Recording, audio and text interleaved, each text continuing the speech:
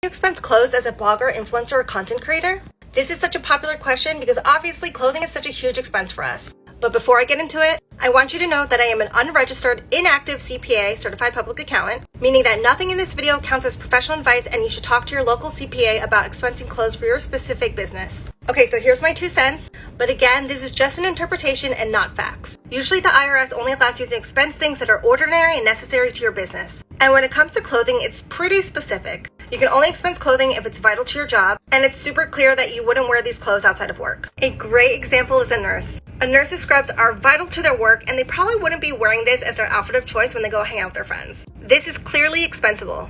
Let's get into the blogging world though. For example, if a female travel blogger buys dresses to wear in her photos and then goes out and have drinks with her friends after and wears it in real life, not just in photos, the IRS would not count this as an expense. However, if a travel blogger thing is to always wear beautiful prom dresses at Instagrammable places and only wears these dresses in her photos and it's part of her brand, then I think that she could argue that this is an ordinary and necessary expense. As you can see, expensing clothing is a huge gray area, so you definitely want to talk to your CPA about this because it's very specific to your own business.